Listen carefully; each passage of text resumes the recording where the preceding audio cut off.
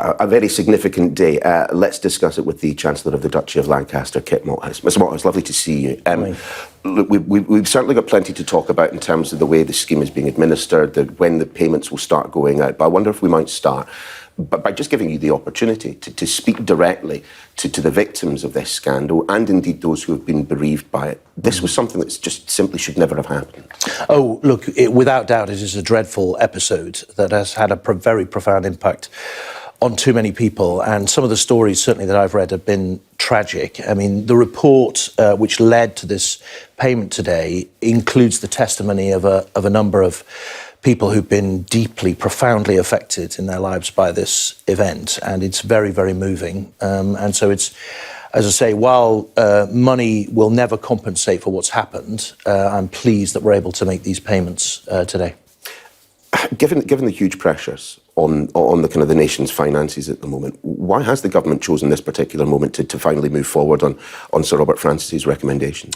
Well, it became clear during the early part of the inquiry that was set up in 2017 that the impact on people had been such that compensation was going to be payable. So my predecessor, Penny Mordaunt, commissioned Robert Francis to have a look at the framework for compensation. Out of that came the notion that because of the urgency of this matter and the fact that, frankly, people were dying, that we needed to make an interim payment. That went to the main inquiry, to Brian Langstaff, who made a recommendation which we've complied with fully.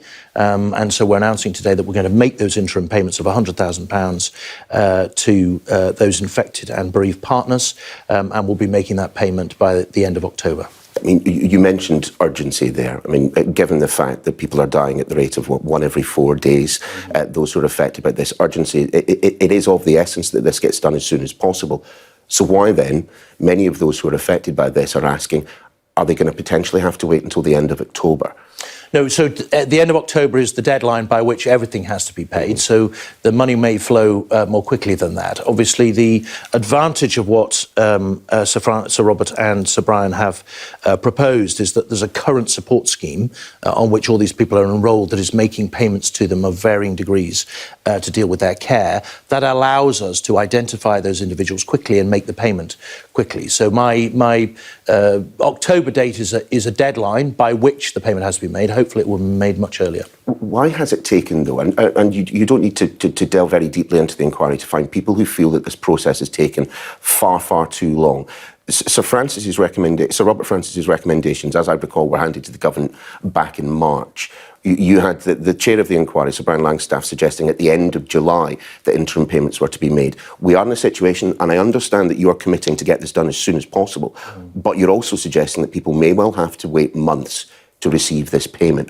Why is it taking so long? No, so you're right that Robert Francis reported earlier this year, but that then went to the main inquiry. He appeared, I think, in July in front of the inquiry, and the responses came to us at the beginning of July.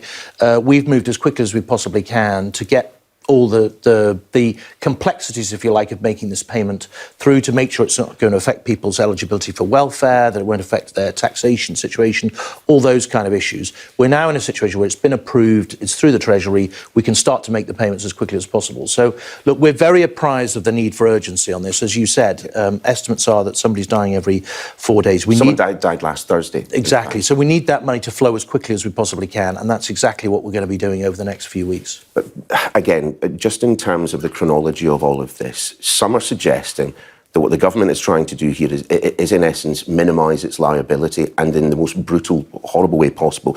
They're suggesting that people are dying, of course, at a rate of 1 every 4 days. That could be 20 dead by the end of October. Robert Warwick is an example of all of this, quoted this morning in The Guardian. He was infected with HIV and Hep C. He says this: the government have held off as long as they can, simply because the more people die, the less they will have to pay out in the end, so the scandal continues. Speak directly to Richard. Well, I'm afraid that's... I understand why people are anxious about the time frame, but I'm afraid that's not correct. And to be honest with you, there's a very dedicated team at the Cabinet Office who've been pushing very hard to make sure that we get all the T's crossed and the I's dotted so that we can get this money out as quickly as possible. Part of my job has been to drive that through with them, through government over the last month. We now have to make sure that we get that money out as quickly as we possibly can. We're all appraised of the urgency, and I understand after, for some people, a 40-year campaign to get to this point, that they're anxious and impatient now for the money to be out, and we will do what we can to get out as quickly as possible. Just be absolutely clear, are you saying that this process has been carried out at every point as quickly as it possibly could? Yeah, certainly, I came into the job, a month ago, and I've seen nothing but alacrity from the team, and we've been pushing hard in every department. DHSC, the Treasury have all moved at speed to get this money flowing, £400 million as quickly as we possibly can. We're now in a position where we're able to pay it, as I say, to those who are infected and indeed to bereaved partners. But don't forget, Neil, this is an interim payment, right? So there's a contemplation, particularly in the framework that Sir Robert produced, that in future, when the inquiry finally concludes, which we think will be next year, we'll then be able to contemplate what more we morally need to do. Just in terms of that moral obligation, Lauren Palmer, who you saw in a report there, she lost both her parents when she was just 9 years old.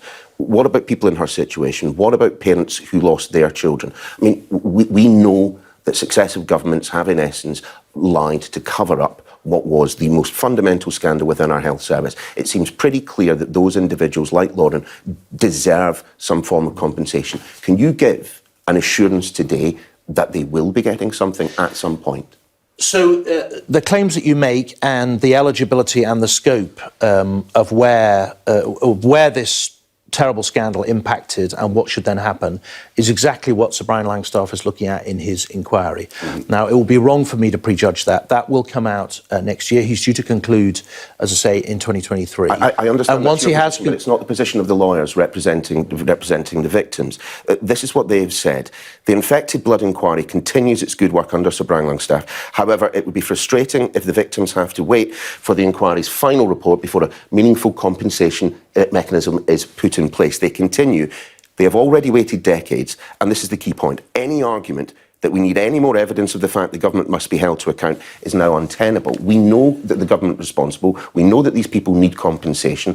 Why can't we simply move forward with it? Well, that's why we're making interim payments. Now, we saw the need for that early on in the inquiry. That's why we got Sir Robert Francis to put together this report on a framework for compensation payments. And while he's obviously recommended interim payments, that framework is good for future compensation payments as well. We have to wait for the inquiry to conclude.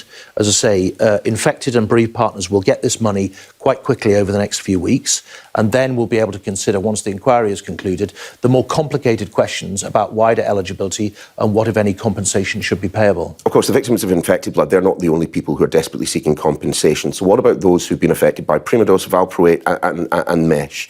The Cumberledge Review 2 years ago recommended that they deserved compensation, and still the government is sitting on its hands. Since then, 23 members of the Primados campaign have died. When will they get compensation? Well, as I say, today we're concentrating on the infected blood scandal. We'll have to consider more widely these medical events from past years. But I'm happy to look at that situation as well and see what can be done. It just feels, again, given the complaints about the length of time it took for the inquiry to even be set up, then for the inquiry to move forward, then having had this interim report passed, having had this compensation report passed to the government, then an argument at the end of it, just feels again that the government is dragging its heels. And when people are genuinely dying, week after week after week because of mistakes which were avoidable, these are people who will never receive the compensation that they were due. Well, look, there's no doubt about it that the many years of campaigning that lots of people put in should not have had to happen, right? There should have been, as far as I could see, an early acknowledgement that there had been an issue, that a tragedy, that a scandal had unfolded. In 2017, obviously, the government did recognise that and instituted the inquiry. We're now moving to fulfil the recommendations on interim payments as quickly as we possibly can, having recognised early on that this was likely to be the case. My job now is to drive that through and make sure the money gets into people's hands as quickly as we possibly can. But look, there are more complicated circumstances than we are currently addressing around eligibility, not just infected and bereaved partners, but there are others, as you said, parents, children, other relatives. Now, that is more complicated, as Sir Brian Langstaff has said in his inquiry, and we will get to them in the end. As remember, this is an interim position.